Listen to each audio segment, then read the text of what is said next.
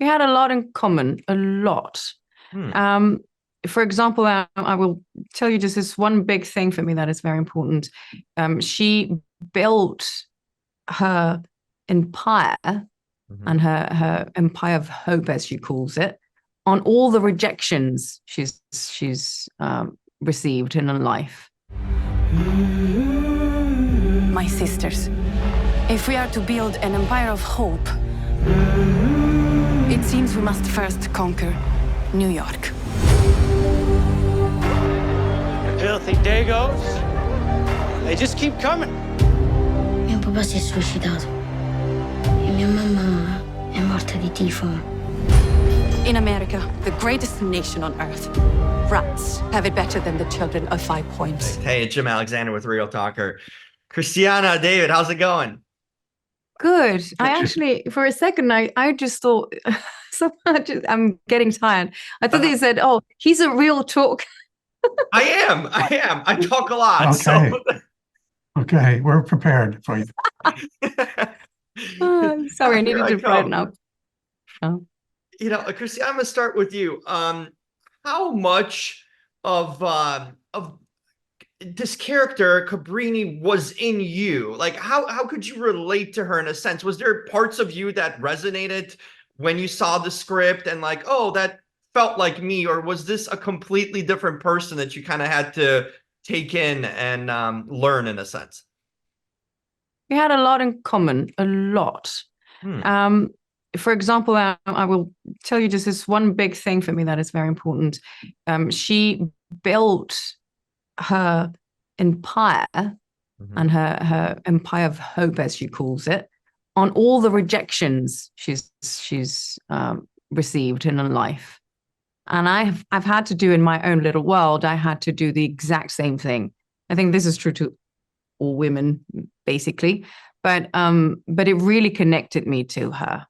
The fact that she says it at some point. She says, I don't know if it was cut out or not. I don't remember now. But anyway, she says, I built everything I have on those rejections, on those no's. So and probably also a pride in doing what she does, what she wants to achieve. There is an element of that in the sense that I feel proud when I achieve something good, something great. And she did the same, especially during the scene when I talked to all the potential financiers for the hospital.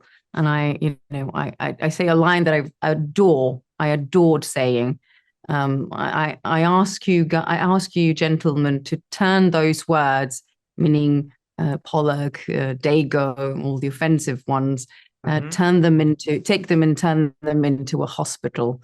I just relate so much to her way of approaching things and talking to people. That's interesting. David, I know actors aren't supposed to judge their characters, but did you judge Archbishop in a sense? And what was your impression of the archbishops and their sort of power back in those days, and just the way things were run in a sense? I'm curious to hear your perspective on that. If I were to look at him, not having to play him, I would be very judgmental about him. There's no way around it. Who he was, how he behaved towards her, how he behaved towards the Italians in particular. It was offensive. So if I didn't have to play him, that's what might be my reaction. Once I have to play him, I've got to suspend that. It's not helpful. I mean, I can make a judgment, I guess, but I got to let it go fast because it doesn't do me any good. I really have to come at it from his point of view and what he feels about himself, what he feels about the work he's doing. And he feels he's doing good work, for sure. He represents the Catholic Church, the conservative, Rome, the Pope. He feels very justified in everything he does in his behavior.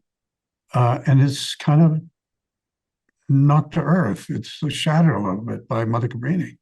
And that's what I really loved about getting to play this character and where he winds up. I'm curious, did you guys, being in that time period and learning about it, is there something, and I'll ask both of you that you would take from that time period that you would want still to exist somehow in this world, and things that you definitely wouldn't want to exist in this current world? Cristiana, I'm going to start with you. I'm very, very happy that we we built better streets, because I was always in the mud, and we shortened our dresses as well because they were all like filthy. And I'm saying this also because I actually felt how difficult it was to move in those dresses. And yes, that was a habit, and it was a nun.